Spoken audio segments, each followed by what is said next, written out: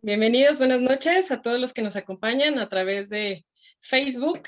Es un gran honor para nosotros tener nuevamente al doctor Raúl Castillo, es médico neurólogo, está en la ciudad de San Luis Potosí y realmente es un verdadero gusto que sigamos compartiendo más conocimientos sobre las aplicaciones de los cannabinoides que podemos traer a diferentes tipos de patologías.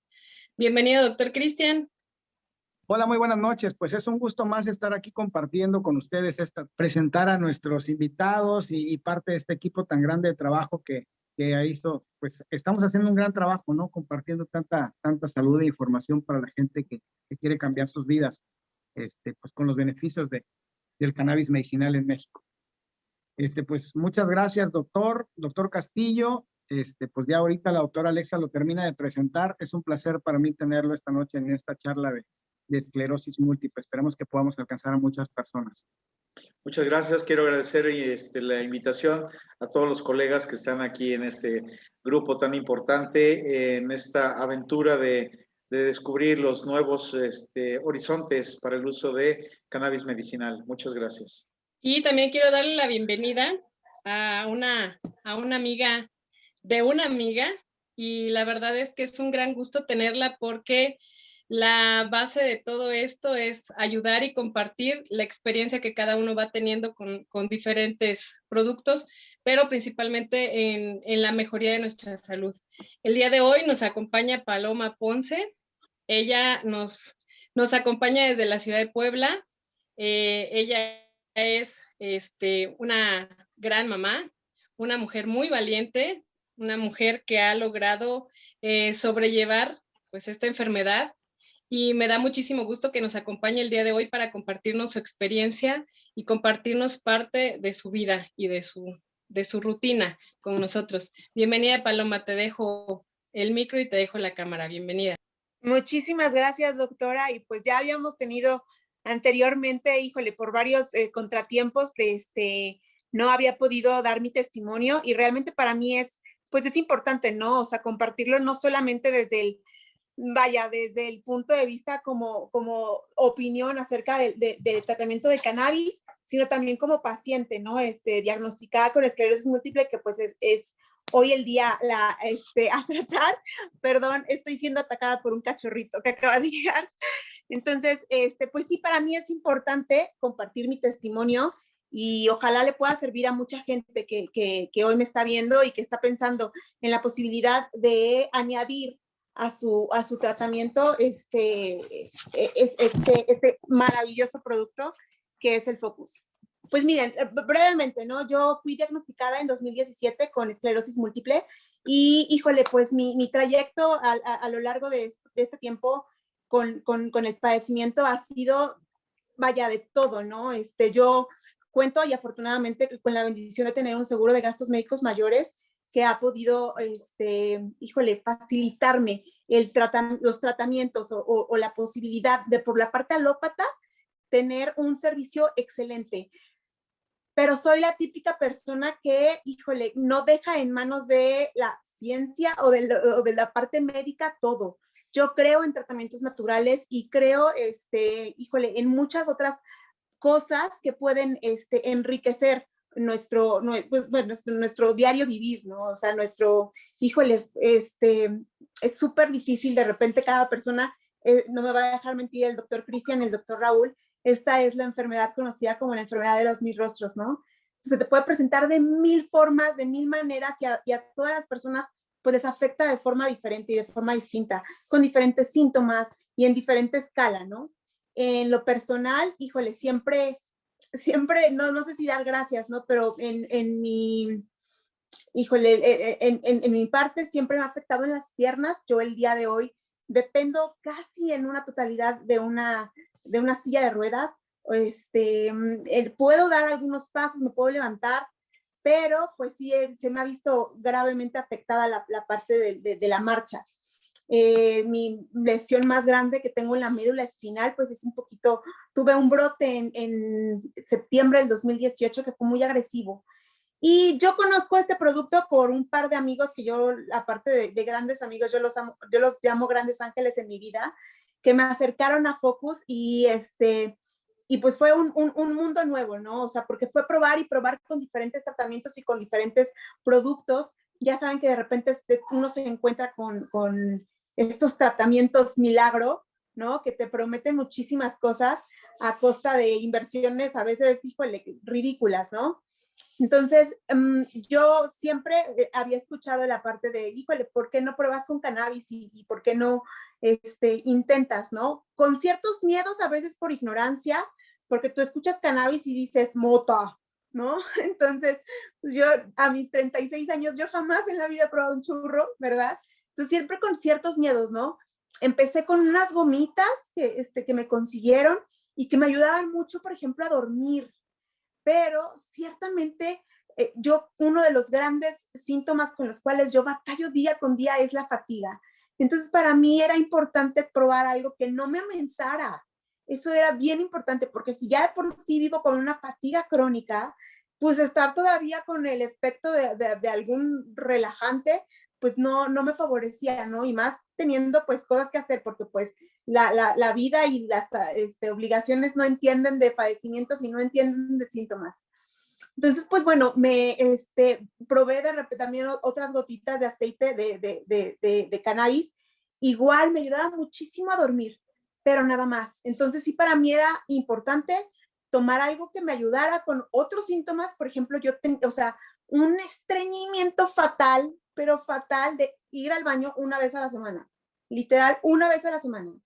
Entonces, yo lo traté con mi neurólogo. En ese momento me mandaron senócidos, no sé si lo estoy diciendo bien, pero me compré unas pastillas que me hacían sufrir horrible, con unos dolores, unos retortijones y era espantoso. Y aparte, bueno, viendo comprometida mi marcha, mi movilidad, pues era totalmente desagradable el momento en el que yo, ya viene, y trato de llegar al baño lo más rápido posible, era bastante desagradable.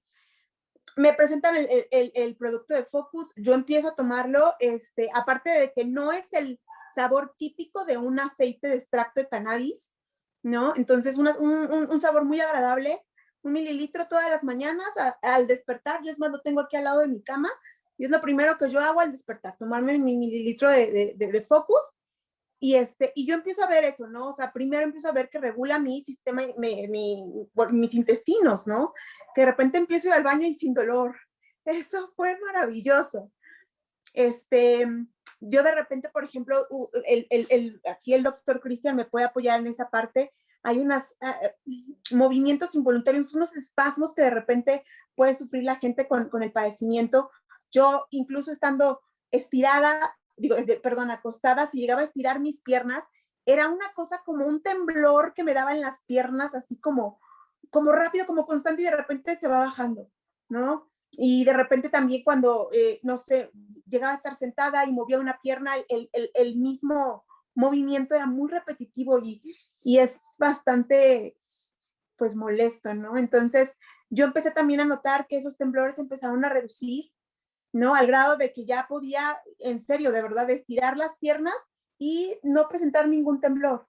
Entonces, también otra cosa, digo, no me he visto afectada en la parte cognitiva, pero yo creo que incluso, ¿no? O sea, como es lo primero que yo tomo en la mañana, pues me ayuda, ¿no? Me ayuda a estar pilas durante la mañana sin estar tan cansada. Obviamente ya llega un momento en la tarde-noche, que ya digo, ya conmigo no cuenten.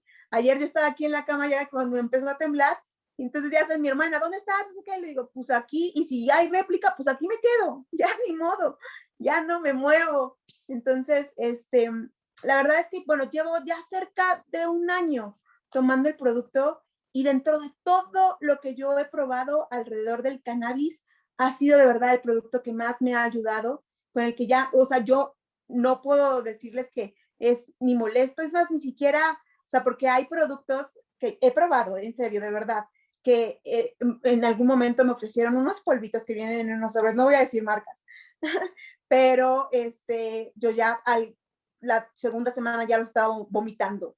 Yo decía, ya por Dios, no puedo, o sea, aparte porque como que saben a leche y yo detesto la leche. Entonces eran espantosas.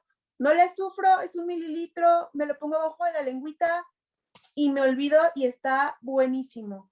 La verdad, el haberme encontrado, aparte de que la gente que me presenta el producto es de mi entera confianza, yo sé perfectamente que no es charlatanería y lo estoy, bueno, pues viviendo, ¿no? O sea, con un padecimiento que, híjole, ha sido la prueba más grande de mi vida, sin miedo a equivocarme. Pues muchísimas gracias, Paloma. La verdad es que nos da un gusto enorme el que hayan muchas mejorías, no solo en una de las partes que engloba el padecimiento, pero que tengas todos estos cambios en tu vida ha sido realmente genial y es algo de mucho peso para que nosotros podamos seguir llegando a más personas y ayudando a que quizás una persona que llegue a escuchar esta plática y que vea tu testimonio se convenza de las grandes propiedades que podemos tener. Muchísimas gracias, Paloma. No, no hay de qué y el gusto es totalmente mío. No tengo, vaya, es la primera vez que yo veo aquí al doctor Cristian y al doctor Raúl y no saben como paciente, ¿verdad? Híjole, lo esperanzador que es que 2 profesionales del ramo de la medicina puedan sin miedo explorar la parte de un producto como es este producto, el Focus, porque es de repente, híjole, para nosotros como paciente, de repente medio gacho que los doctores no salgan de las medicinas, ¿no? De lo tradicional, de lo farmacéutico, y que no puedan acercarse tal vez a productos que de una forma natural puedan ayudarnos sin necesidad de ser, vaya, medicamento, ¿no? Muchísimas gracias y muchísimas felicidades a los dos. Muchas gracias, muchas gracias. Pues Paloma, muchas gracias por tu testimonio y definitivamente cuentas con el respaldo de muchos profesionales de la salud que estamos pues tratando de dar lo mejor de nosotros para seguir viendo beneficios en la salud pues de todas las personas que quieran confiar en lo que estamos trabajando. Muchísimas gracias por estar esta noche acá, por compartirnos todos estos datos interesantes de lo que es la esclerosis. Y bueno, pues obviamente te invito a que te quedes en esta plática aquí con el maestrazo Raúl Castillo, ¿no? Él es el especialista, Claro. Él es el neurólogo y nos va a dar toda una cátedra de esclerosis múltiple. Muchísimas gracias por todo. Doctor Raúl, por favor, Muchísimas gracias. Enseñarnos.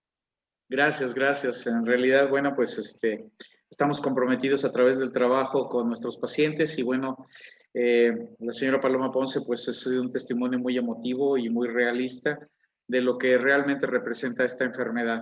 Y sobre todo la presentación y su opinión y su impresión sobre una alternativa de terapia que puede ser de utilidad para muchas más personas. Vamos a dar inicio.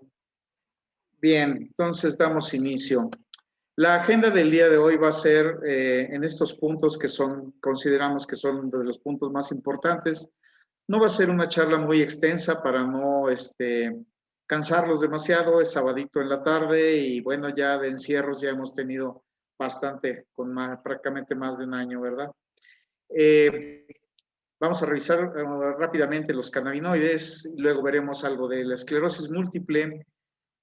A continuación veremos algo sobre la teoría para el uso de los cannabinoides en la esclerosis múltiple y los resultados de los estudios científicos en relación al uso de cannabinoides y esclerosis múltiple. Y bueno, damos comienzo con la parte de los cannabinoides, que como todos ya ampliamente sabemos, los que estamos relacionados con esta modalidad de tratamiento, pues las diferentes plantas o especies de plantas de cannabis son las que se muestran aquí, donde las más comunes para uso medicinal son la sativa, la índica y la ruderalis. Y la que se utiliza más comúnmente con fines lúdicos o fines de entretenimiento es el hashish. Tenemos las fórmulas de los diferentes cannabinoides que a final de cuentas que son, pues son derivados o extractos propiamente obtenidos de la planta de las diferentes especies de cannabis, donde los dos más importantes son los que se muestran arriba, que es el cannabidiol y el otro que es el tetrahidrocannabinol. Aquí los vemos en sus fórmulas, los dos primeros, tetrahidrocannabinol, el cannabidiol, que son los que más se utilizan, y tenemos otra serie de elementos que son muy importantes. Dentro de ellos tenemos no solamente los extractos, sino también tenemos lo que se le llama cannabinoides endógenos, porque nuestro organismo puede producir algunos variantes de cannabis de manera natural. Los dos más importantes, repito, son estos que estamos viendo aquí en esta zona, en esta diapositiva, el tetrahidrocannabinol y el cannabidiol. En pocas palabras, ¿qué es un cannabidiol? Es un compuesto aislado o extracto que viene obviamente de la planta cannabis sativa, que es una de las que habíamos presentado ahí. La gente lo conoce como la planta de la marihuana, aunque en realidad, como lo acabamos de ver, son diferentes formas o diferentes plantas de donde se pueden obtener este tipo de extractos, porque a final de cuentas es un extracto. Viene de diferentes variedades de cáñamo, como lo acabamos de mencionar, y hay algunos que tienen cantidades altas de tetrahidrocannabinol. Este es un componente que tiene efectos psicoactivos muy importantes, por eso se busca, y sobre todo el hashish es el que tiene más este tipo de sustancia, y por eso se evita usar hashish para producir los extractos medicinales, es decir, que no contengan este químico psicoactivo, ya que este produce alteraciones de la conciencia en cada uno de los usuarios. El CBD, que es el cannabidiol, no tiene ningún efecto psicoactivo alucinógeno. Eso es una de las grandes ventajas, y esta es la razón por la que es regulada de manera diferente a la marihuana, que sí contiene el tetrahidrocannabinol. Entonces, esto precisamente es el plus que ha permitido que las legislaciones estén a favor del uso no libre, pero sí medicinal, de este tipo de medicamentos. Los efectos del CBD se asocian generalmente en diferentes tipos de enfermedades con reducción del dolor y disminución también y severidad de los espasmos, sobre todo cuando estamos hablando en pacientes que tienen este tipo de patologías, como son las enfermedades desmielinizantes, que las vamos a explicar, y que efectivamente, bueno, pues la más representativa y la más común viene siendo la esclerosis múltiple. Los efectos secundarios no está exento el medicamento o la sustancia de este tipo de efectos, y se incluyen sequedad de la boca, en ocasiones diarrea o aumento de la fatiga o reducción del apetito, pero son efectos leves, transitorios, y que pueden ser regulados dependiendo de la dosis que se utilice y dependiendo del padecimiento que exista en el fondo. Siempre esto es muy importante, a pesar de que sus efectos principales no son a nivel de lo que es la psique, es decir, de la mente, ¿sí? De los cambios de conducta o de contenido de pensamiento, siempre hay que tener en cuenta la posible interacción del CBD con otros medicamentos, sobre todo neurolépticos. ¿Qué quieren decir neurolépticos? Medicamentos que tienen efecto en el sistema nervioso central, como por ejemplo son las benzodiazepinas. Entre estos están el alprazolam, diazepam, y todo ese tipo de medicamentos, que son los que principalmente tienen este tipo de cosas. Los antidepresivos tricíclicos, como IMAOs, medicamentos inhibidores de recaptura de serotonina. Entre estos estamos mencionando imipramina, amitriptilina, podemos sertralina, fluoxetina, etcétera. Siempre hay la posibilidad de tener una interacción con el CBD. Esto no significa que en todos los casos se va a dar, pero cuando tenemos alguna situación pues que no va dentro de lo esperado, siempre hay que pensar en eso. Y eso puede ser algo que puede ayudar bastante. Hay diferentes presentaciones. La que nosotros estamos utilizando actualmente pues es el Focus, y hay otra serie de presentaciones de otras marcas. De hecho, el que se muestra a la derecha, donde está una persona con un spray, fue una de las primeras oficialmente autorizadas por la Agencia de Drogas de Estados Unidos, por la famosa FDA. Pero actualmente pues se ha visto que hay medicamentos como el Focus que pueden ser de una aplicación o de un uso mucho más sencillo y más expedito, sin tanto riesgo o pérdida del medicamento en sí. Esclerosis múltiple. Unas palabritas de la esclerosis múltiple. ¿Qué es la esclerosis múltiple? Es una enfermedad, primero, autoinmune. Esto significa que es un daño del mismo organismo hacia el mismo organismo. Es degenerativa, es progresiva y se localiza en el sistema nervioso central. Afecta evidentemente al cerebro y a la médula espinal. Este daño se produce en la mielina. ¿Qué es la mielina? Bueno, tenemos a la neurona, que es una célula, y tiene varios bracitos chiquitos. Esos sirven para conectarse con otras neuronas, pero tiene un brazo largo. Ese brazo largo se comporta como los cables de la luz. El cable de la luz tiene un centro, que en este caso es el cobre o el metal, y tiene una cubierta de plástico o de hule. Esa cubierta permite que la mayor parte de la energía se mantenga dentro, es decir, en lo que es el cable, se mantenga y pueda viajar más rápido sin tanta interrupción. En el organismo tenemos algo muy parecido. La neurona está con sus dendritas, que son las con las que se conecta a las otras células, pero tenemos este brazo largo. Y este brazo largo existe de dos formas. Hay un brazo largo que no tiene esta capa de mielina, que es una capa especial de unas sustancias que se llaman lipopolisacáridos, y la otra que es una que tiene mielina. Ahora bien, ¿qué es la mielina? Alrededor de ese brazo se enrolla una célula y esa capa que acabo de mencionar, la mielina, hace el mismo efecto que produce el plástico de un cable, es decir, permite la conducción más rápida y más efectiva, de manera expedita y de manera rápida, del estímulo nervioso. Por lo tanto, esto es lo normal. ¿Qué sucede en la esclerosis múltiple? Al ser una enfermedad autoinmune que es degenerativa y progresiva, se daña esta capa de mielina, se muere esa capa de mielina, se daña, se inflama y se daña el brazo y por lo tanto esa neurona ya no puede emitir su información para provocar o producir el movimiento o el control del movimiento. Entonces empieza a degenerar ese brazo y luego, antes se pensaba que no, pero ya se ha visto que en sentido retrógrado también se daña la misma neurona. Si sumamos, si se pierde una, se pierden dos, se pierden 10, pues el problema puede ser menor porque tenemos varios miles de millones de neuronas. Sin embargo, cuando ya esto se multiplica de una manera muy grande, pues se empiezan a perder funciones que son vitales para el movimiento y para la vida diaria. Esta consecuencia de esta degeneración, como se señala aquí, aparecen síntomas de diferente índole, como también bien lo había dado el testimonio y lo había mencionado la señora Paloma.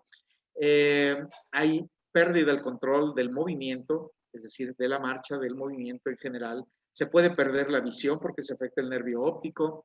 Se debilita el sistema muscular por la pérdida de neuronas que están inervando o que están mandando información a esos músculos y al no tener información los músculos se degradan y se pierden el movimiento. Por ese motivo puede haber alteraciones del sistema urinario como la retención, el orinarse, es decir, la pérdida de control de los esfínteres. También puede ocurrir con en este caso se le llama enuresis cuando se afecta el esfínter de la orina, encopresis cuando se afecta el esfínter rectal, dolor crónico, perturbaciones del sueño, alteraciones del sueño, espasticidad, entre otros. Y hay que tener mucho cuidado. En esclerosis múltiple hablamos de espasticidad, pero no hay que confundirla con rigidez. La rigidez es un estado donde el músculo o los grupos musculares presentan una disminución del movimiento con un endurecimiento del tono, pero después de algunos ejercicios o de algún movimiento repetitivo, esta rigidez desaparece y mejora, mientras que la espasticidad es muy difícil de recuperarla en algún momento. La esclerosis múltiple afecta a gente joven, al adulto joven, principalmente afecta más a mujeres y tiene un componente genético. Esto HLA-DRB1-15 en realidad es la localización de las alteraciones genéticas que se pueden observar. En estudios diferentes se ha visto que los pacientes que tenían esclerosis múltiple comparados con controles, pues tenían más frecuentemente este tipo de alteraciones. Sin embargo, no es el único. Hay otra serie de genes que pueden presentarse aquí y que en los cuales, a pesar de tener este gen anormal, están controlados y entonces se piensa que puede haber un factor de protección dependiendo de la etnia de cada persona. Por eso es a veces muy difícil encontrar esclerosis múltiple, por ejemplo, en poblaciones muy cerradas, como por ejemplo poblaciones de lacandones poblaciones de, por ejemplo, tarahumaras, que son poblaciones muy cerradas y en las cuales la mezcla de razas no se da, y entonces la frecuencia es prácticamente, si no muy baja, puede llegar a ser nula en este grupo de población. El antecedente de infecciones y vacunas, se ha tratado de hacer alguna relación, sobre todo infecciones del tipo varicela o vacunas para la varicela, y esto ha sido es ampliamente estudiado por el doctor Jorge Correale en Colombia, y se ha visto que puede haber este antecedente, sin embargo, no hay nada demostrado. Factores como agentes infecciosos, virales, factores genéticos, predisposiciones ambientales, etcétera, también se ha pensado que hay una fuerte relación para el desarrollo de esta enfermedad. Se ha inclusive llegado a decir que en el aspecto inmunológico, algunas infecciones como los cisticercos pueden producir de manera paradójica cierta protección de esclerosis múltiple, pero eso no significa que pues debamos de estar infectados por cisticercos, ¿no? Pero es algo que se ha observado, etcétera. Los criterios para el diagnóstico han variado conforme ha pasado el tiempo. Los primeros fueron de Poser, eran criterios clínicos y criterios de laboratorio en el cual se hacía estudio de líquido cefalorraquídeo, es decir, el líquido que tenemos en el cerebro y en la médula espinal, y que presentaba, se podían detectar lo que se le llama bandas oligoclonales, que es una forma de detectar productos de degradación de esa vaina de mielina que los mencionaba. Luego surgieron unos criterios de Barkov, donde los criterios eran puramente imagenológicos, es decir, con el advenimiento de la resonancia magnética se crearon estos criterios. Luego Schumacher hizo algunos variantes en los criterios clínicos, hasta que finalmente McDonald estableció criterios desde el 2005, en los cuales pues se han ido modificando 2005, 2010, 2017, etcétera, y en los cuales los criterios se toman en cuenta tanto de imagen, y en este caso principalmente la resonancia magnética, que es el estudio ideal, y la presencia de datos clínicos. Magnims da criterios imagenológicos, y todos estos criterios de seguimiento se tratan de llevar a lo que se le ha llamado NEDA-MEDA, pero principalmente NEDA, que quiere decir en inglés o en español no evidencia de actividad de la enfermedad. NEDA, no evidencia de actividad de la enfermedad. Ese sería el ideal. Los criterios de Poser, como ustedes los ven aquí de manera general, pues eran un poquito complicados. Después los de Schumacher se hicieron un poquito más sencillos. Los de McDonald también se simplificaron un poquito más y son los que han sido más universalmente aceptados. Y bueno, si los criterios de McDonald son cumplidos y no hay otra explicación para el cuadro clínico, el diagnóstico es de esclerosis múltiple. Esto convierte a la enfermedad de alguna manera en una enfermedad que puede ser considerarse como una enfermedad de exclusión. Si tenemos todo el cuadro clínico y no tenemos ninguna otra cosa que se parezca a la esclerosis múltiple, se queda como esclerosis múltiple. Si se sospecha, puede ser solamente posible, pero si no hay ninguna otra cosa que pueda explicar mejor el cuadro clínico, pues entonces no es esclerosis múltiple. Pareciera confuso, pero en realidad en la práctica, cuando uno aplica estos criterios y este tipo de enfoque de los pacientes, pues puede uno de alguna manera hacer un diagnóstico mejor, que esta es la parte más importante. Hay conceptos claves donde tenemos las diferentes oportunidades para poder tratar a los pacientes. Como lo vemos aquí, por ejemplo, tenemos una ventana de oportunidad en la intervención en el diagnóstico. Y esto es donde aplica la que sería la terapia de primera línea, es decir, el diagnóstico temprano, donde entrarían las formas que se le llaman, actualmente hay unas formas en las cuales se llama el síndrome radiológicamente aislado. ¿Qué quiere decir esto? Pacientes o personas que por algún motivo se les realizó una resonancia magnética por cualquier otra enfermedad, nada neurológico, y se encuentran imágenes que sugieren fuertemente la presencia de una esclerosis múltiple. Ese es un síndrome radiológicamente aislado. Luego viene la siguiente parte, que es el síndrome clínicamente aislado, que es prácticamente el brote o el inicio de la enfermedad por primera vez. Algunos se quedan en esa etapa de síndrome clínicamente aislado y ya no evolucionan a más. Pero hay otros que van a las diferentes formas de esclerosis múltiple, como son la recurrente remitente, que es la que da, se quita, da, se quita, da y se quita, la secundariamente progresiva, que les dio alguna vez y luego de repente empiezan a tener decaimiento y aumento de los síntomas de manera persistente y progresiva, y luego, por ejemplo, las formas relativamente malignas como la primaria progresiva, que en pocos meses puede llevar a una persona a un grado de discapacidad importante, y otras formas como el Marburg o otra serie de enfermedades o formas de la esclerosis múltiple que pueden ser muy, muy aberrantes o muy de una velocidad de presentación y de deterioro pues muy, muy rápido, ¿sí? Por eso se recomienda el manejo temprano. La discusión ahorita se está enfocando a nivel mundial en, no hay duda de que se debe tratar el paciente de esclerosis múltiple desde que se detecta el síndrome clínicamente aislado. Sin embargo, la discusión está todavía en el síndrome radiológicamente aislado. ¿Se le da o no se le da tratamiento? Pero bueno, eso ya depende de muchas circunstancias que deben ser evaluadas pues, por el facultativo en conjunto con el mismo paciente y su familia. En intervenciones más tardías, pues se trata más bien ya no intervenir, sino optimizar el tratamiento buscando una intervención en lo que es la progresión de la enfermedad, que como vemos en las líneas que se presentan aquí a la derecha, habría que ver pasar del curso natural a la terapia retardada o la terapia precoz, dependiendo de esto. La terapia precoz sería lo más importante, lo más sensato. Luego la terapia retardada, es decir, tratar de ofrecerle lo mejor al paciente para detener y hasta cierto punto tratar de revertir en parte la discapacidad que se ha presentado, o el paciente seguir en un curso natural de esto. Esto lo vemos en función de la discapacidad, como se señala aquí a la izquierda, y del tiempo.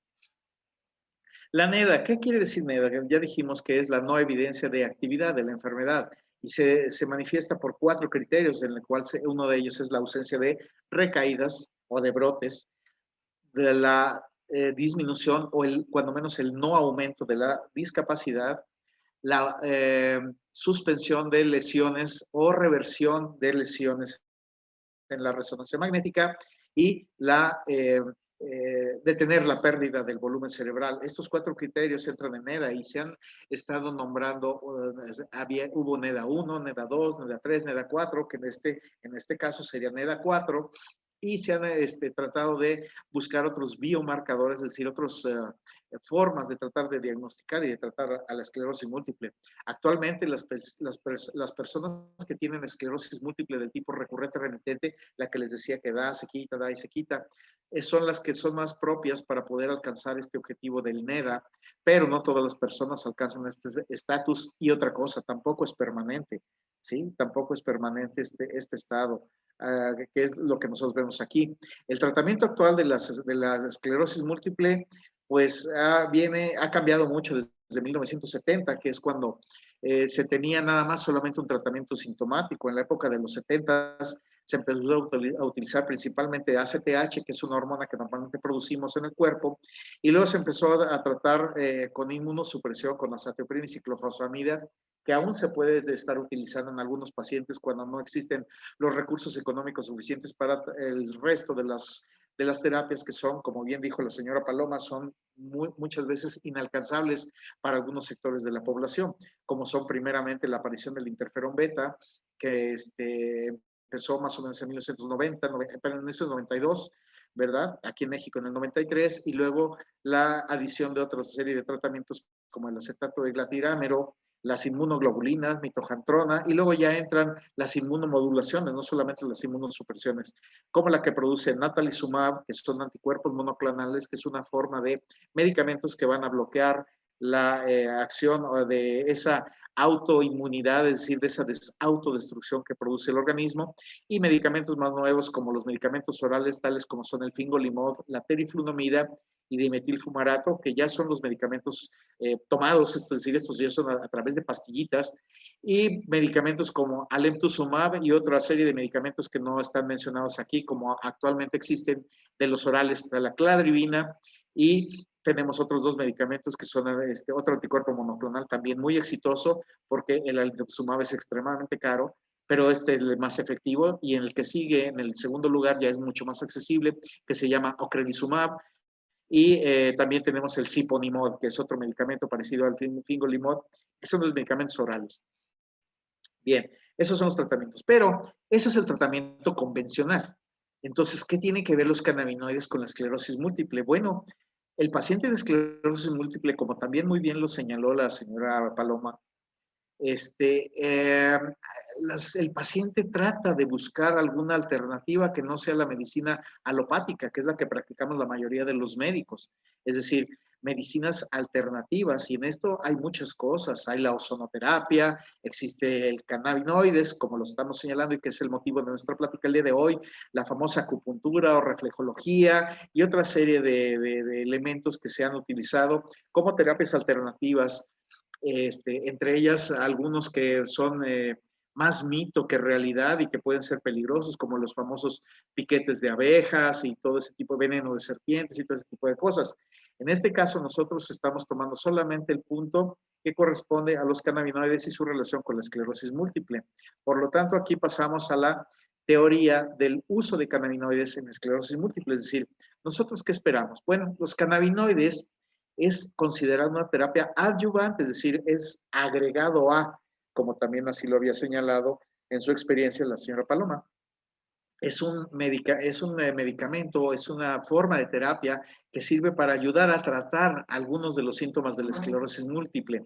No la esclerosis múltiple en sí, pero sí algunos de los síntomas que pueden ser los más dramáticos para el paciente que sufre esta enfermedad y que puede ser una apropiada opción en el futuro. El sistema endocannabinoide, es decir, el sistema donde nosotros producimos nuestros propios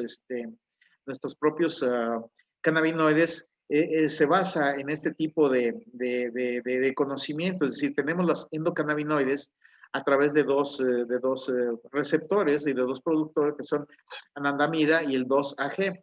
Estos dos pueden, a través de la sinapsis, es decir, la sinapsis es donde una neurona se conecta con otra, ¿verdad? Pueden producir cambios en la conducta y en la movilidad y en el control de la misma movilidad, haciendo una especie de retroalimentación en esta sinapsis entre neurona y neurona para poder regular esto. Esto se produce a través de este sistema endocannabinoide. Lo que nosotros estamos haciendo es el uso de fitocannabinoides, lo que acabamos de mencionar, el CBD y el tetrahidrocannabinol. Es decir, cannabinoides exógenos, son cannabinoides que vienen de fuera y que de alguna manera permiten potenciar esta retroalimentación que se puede producir aquí. Y esta se produce a través de dos receptores CB1, cannabinoides 1, que se encuentran en todos lados en el hipotálamo y la amígdala. En este caso, cuando mencionamos amígdala, no son las amígdalas desde aquí, no.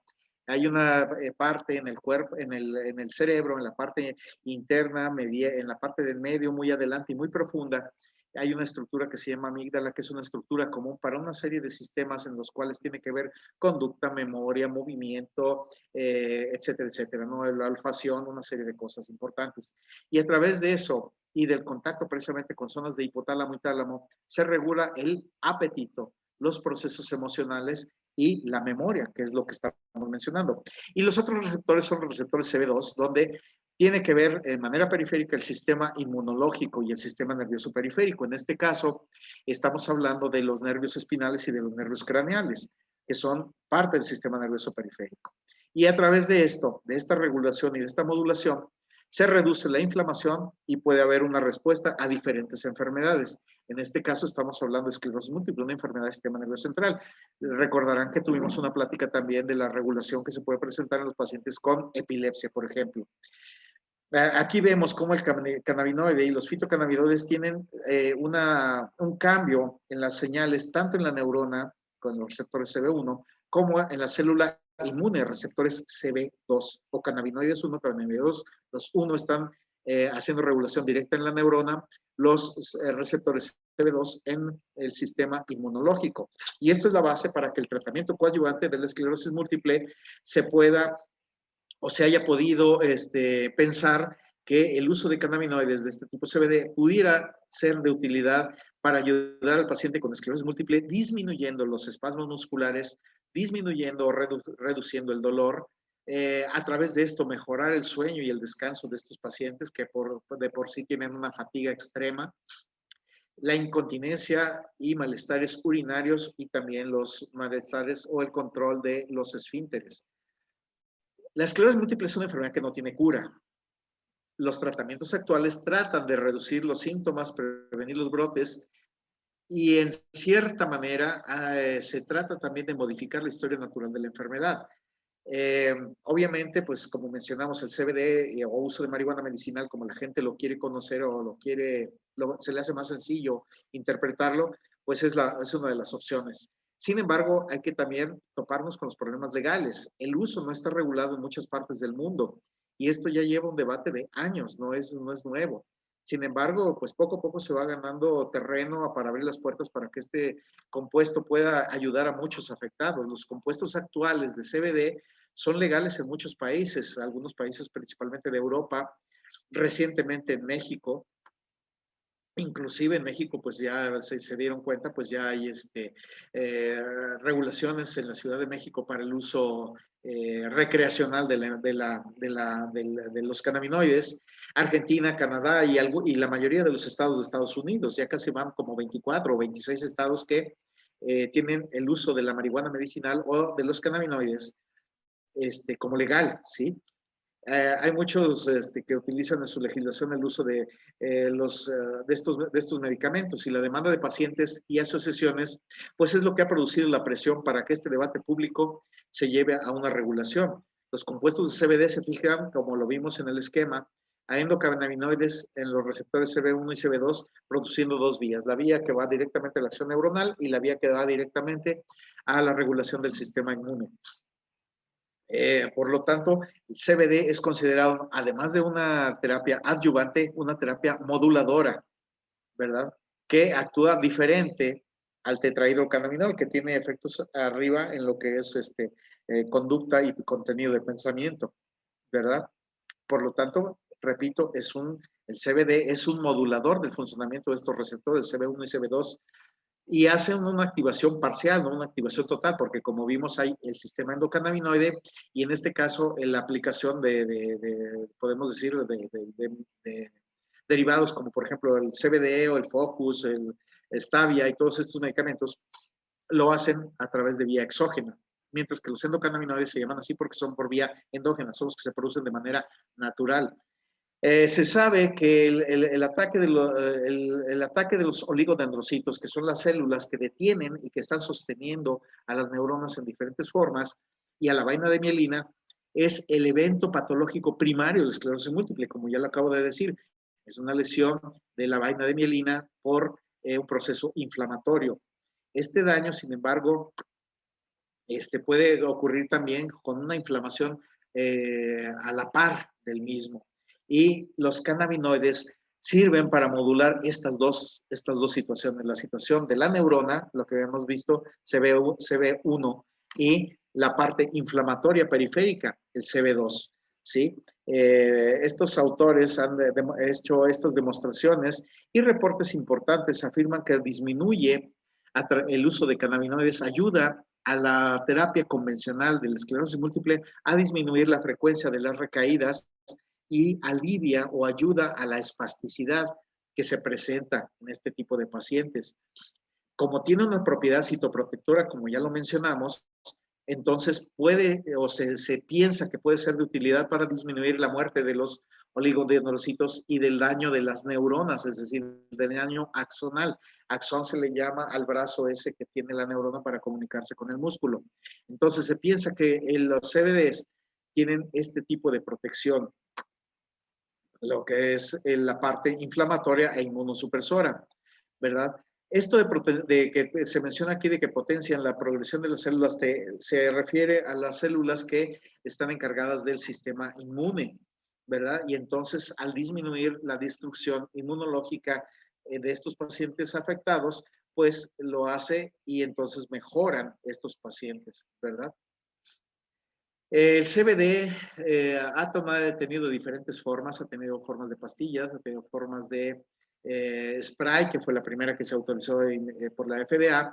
Actualmente pues se utiliza más la forma de aceite porque es la más habitual, la más sencilla, porque es muy fácil administrarla, ¿verdad? Los sprays y las cápsulas orales, aunque son también igual de efectivos, A veces hay limitaciones para un paciente para poderlas utilizar. El spray requiere cierta habilidad que el paciente de esclerosis múltiple ha perdido, es decir, para utilizar el spray hay que tomarlo con la mano, apretar el botoncito, ponerlo en el lugar correcto. ¿Cómo lo va a hacer el paciente de esclerosis múltiple si tiene temblor, tiene problemas cerebelosos y no puede apretar porque tiene pérdida de fuerza? Entonces, eso es una situación seria.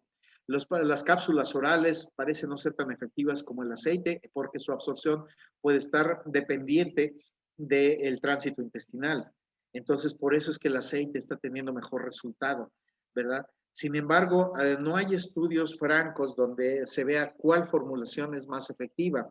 Esto es nada más una impresión anecdótica en la forma de administrar el medicamento, más que haya estudios comparativos entre la administración de una variante u otra. La funcionalidad del paciente con esclerosis múltiple y terapia coadyuvante con CBD, pues se ejemplifica aquí en este esquema muy sencillo. El CBD va a actuar sobre la fatiga, el dolor, la inflamación, y esto disminuye la depresión del paciente y al actuar también sobre la espasticidad provocan una mejor movilidad.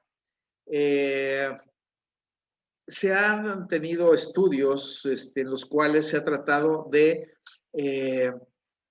darle un toque más científico, más ordenado al uso de estos cannabinoides, ¿verdad? Y entonces los resultados de los estudios pues realmente no son muchos. Por ejemplo, en la Universidad de Cataluña, en Italia, se analizaron 1.534 pacientes. Fue un estudio multicéntrico y que eran pacientes donde recibían o veían exclusivamente pacientes de esclerosis múltiple. Después de un tratamiento de un mes, se vio que el 61, casi el 60-62% de los pacientes mejoraban o disminuían en sus síntomas, tales como calambre, espasmos nocturnos, dolor, fatiga y los elementos que acabábamos de mencionar. Es decir, era de mucha utilidad. Sin embargo, se ha visto que algunos pacientes, por ejemplo, en estudios o en reportes que se han hecho a través de los centros de CMSC, que quiere decir consorcio o centros de consorcio, de los centros de esclerosis múltiple, hicieron una especie de encuesta, no propiamente un estudio controlado, pero sí una encuesta donde la alternativa medicina, la medicina alternativa y complementaria, pues parece, utilizando terapias controversiales o terapias no convencionales, se evalúa el impacto y efectivamente lo que había encontrado el estudio anterior, este estudio de Catania, Italia, era cierto, pero se agregó aquí el uso de cuáles eran las capacidades cognitivas de estos pacientes, es decir, qué tanto se deterioraba la mente, la psique, el contenido del pensamiento, y se vio que no había mucho cambio en esa zona, en esa esfera. Sí sirve para la cuestión de la rigidez, los espasmos, el dolor, el sueño, el control de esfínteres, pero no hay un cambio significativo en la función cognitiva. Y eso es uno de los problemas que todavía merecen tener mayor estudio y mayor enfoque para poder ayudar a estos pacientes, porque sí, efectivamente, el paciente llega a presentar un grado que puede ser variable de demencia si la esclerosis múltiple o el tipo de esclerosis múltiple se convierte en algo muy activo o muy agresivo, como son, por ejemplo, las primarias progresivas o las esclerosis múltiple que son secundariamente progresivas. ¿Sí? Entonces, en la esfera cognitiva, es decir, la esfera del conocimiento, la esfera de conducta, comportamiento, todo eso, no parece tener mucha utilidad los cannabinoides. Sin embargo, para las cuestiones relacionadas con la cuestión periférica, como es el funcionamiento del muscular en su tono muscular, es decir, la espasticidad, el control del movimiento, el dolor neuropático, los espasmos musculares, la espasticidad, bueno, pues sí se ha demostrado, como ya lo vimos en los estudios anteriores, que hasta el 62% de los pacientes pueden tener una mejoría que puede ser, pues para ellos, bastante significativa, ¿sí?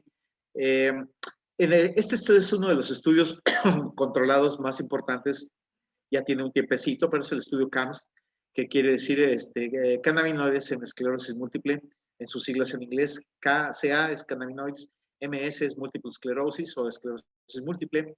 Y aquí trataron de hacer un estudio, más que estudio, un poquito más de revisión, pero fue un estudio no muy bien controlado, por eso no se le dio mucho énfasis, pero es uno de los mejores estudios que se han obtenido hasta el momento en este tema. El objetivo del estudio fue evaluar la espasticidad tratada con cannabinoides a largo plazo en esclerosis múltiple, con dos formas de CBD o de cannabinoides y evaluarlos contra placebo, que es una de las partes más importantes. El estudio fue un estudio ciego, donde, es decir, donde no se sabía a quién se le daba cuál, solamente el investigador sabía a qué paciente se le daba uno o se le daba el otro. Fueron 3 grupos, un grupo con tetrahidrocannabinol, como se señala aquí, otro grupo con CBD y otro grupo exclusivamente con placebo. El estudio fue multicéntrico, evaluando 630 pacientes con diagnóstico definitivo de esclerosis múltiple en 33 centros de Inglaterra, bueno, no, sí, de Inglaterra, del Reino Unido, ¿verdad? La metodología fue a través de doble ciego, utilizando esto, como les decía, solamente el investigador es el que sabía qué se le daba a un paciente y es el que llevaba el control, mientras que los operativos, las personas que daban el tratamiento, no sabían qué era lo que se les estaba dando y obviamente los pacientes tampoco. Y el resultado fue el siguiente, similar a los estudios que acabamos de mencionar. Hubo una disminución moderada de la espasticidad, perdón, en ambos grupos de THC y de CBD, no así en el grupo placebo, es decir, los del placebo pues tenían una respuesta mucho menor o no había respuesta. Por lo tanto, este es uno de los estudios más importantes y el que más se usa como referencia, el estudio CAMS, cuando menos hasta el momento, mientras existen otra serie de estudios que se están empezando a llevar a cabo, que los podemos encontrar en línea, pero están en progreso, no están terminados. Por lo tanto, en conclusión, bueno, pues ¿para qué nos sirven entonces los cannabinoides? Bueno, primero, es una terapia coadyuvante del tratamiento básico de la esclerosis múltiple. Segundo, su utilidad está en lo que corresponde a la cuestión muscular, tanto en tono, espasticidad, movimiento y control, incluyendo los esfínteres. Y tercero, su papel en la esfera psiquiátrica, en la esfera psicológica, la esfera de conducta, de conocimiento, de funciones cognitivas, de funciones mentales, no es muy bueno. Por lo tanto, ahí en esa esfera todavía pues hay mucho que estudiar, ¿sí? Hay gran evidencia que puede ser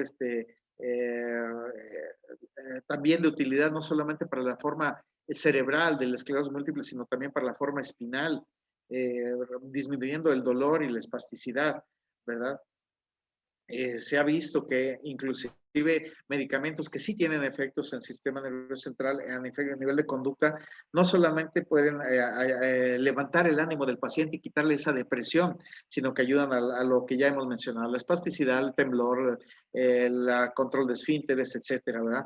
En esta revisión que hizo Pertwee en el 2002, encontró diferentes estudios donde había evidencia de lo que acabamos de mencionar, 8 estudios relacionados a esclerosis múltiple en general y a las lesiones de médula espinal solamente un estudio.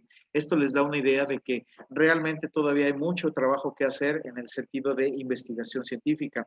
EAE quiere decir encefalitis alérgica experimental. Esto se utiliza en ratones porque es un modelo biológico, es un modelo vivo, donde se pueden hacer estudios comparativos y después tratar de alguna manera extrapolarlos a los seres humanos. Y hay evidencia importante científica sobre la acción de los receptores que ya la habíamos ilustrado y el papel que tiene mejorando o desapareciendo, reduciendo el temblor y la espasticidad de los pacientes.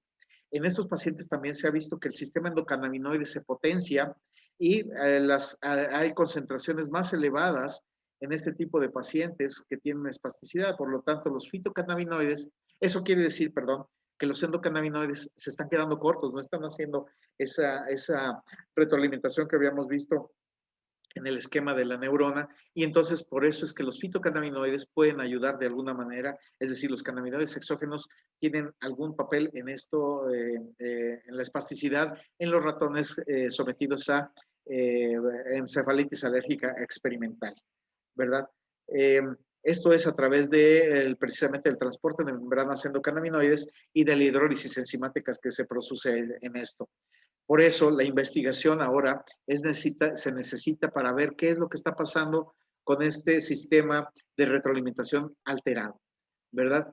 Bien, yo creo que sí pueden tener muchas preguntas y muchas cosas que con gusto les puedo contestar ahorita, pero hay que irnos con el mensaje de que es una buena alternativa para las cuestiones de movimiento, control de esfínteres y muscular en general, para mejorar la depresión y la ansiedad que los pacientes tienen, el temblor y finalmente su acción en la cuestión cognitiva pues es poca, es corta, no hay algo que sea contundente.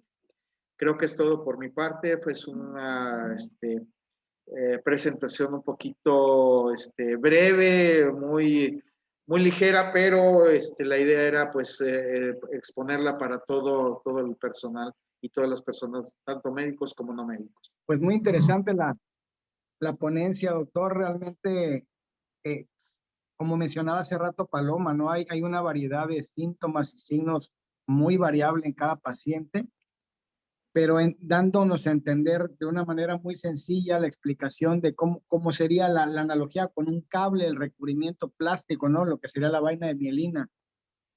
Creo que es muy fácil de entender para todas las personas que nos están viendo a través de Facebook, básicamente. Nos puede compartir, por favor, los datos para buscar el contacto con usted también. Y obviamente la gente que ya está aquí en el equipo de Prime My Body, pues ya sabe que tenemos un excelente neurólogo ahí de cabecera, que es usted. Muchas gracias, qué amable. Gracias, pues estoy a sus órdenes si tienen por ahí algún comentario, pregunta, algo que quieran que se amplíe o algo, estamos a sus órdenes. Únicamente felicitaciones, tanto para Paloma como para el doctor Raúl, por dar una excelente charla. Yo les agradezco muchísimo a los dos que nos hayan dedicado parte de su fin de semana familiar para poder compartir con nosotros pues de su conocimiento y de su experiencia y compartir qué más, Paloma, parte de tu vida con nosotros y con todas las personas que pueden llegar algún día a acceder a este video. Y pues de corazón les agradezco. Muchísimas gracias. Muchísimas gracias, al contrario, muchas gracias por la invitación y seguimos a la orden. Saludos a todos y muchas gracias.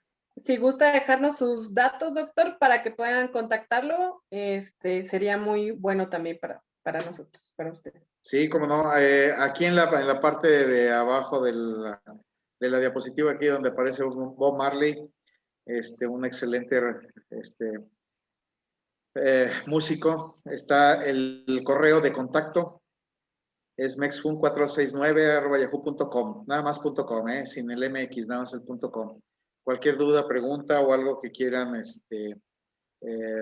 conocer, saber o algo, pues estamos a sus órdenes, claro que sí. Saludos. Muchísimas felicidades, que tengan una excelente noche, muchas bendiciones a todos, gracias por acompañarnos. Muchas gracias, bonita noche y los esperamos la próxima semana.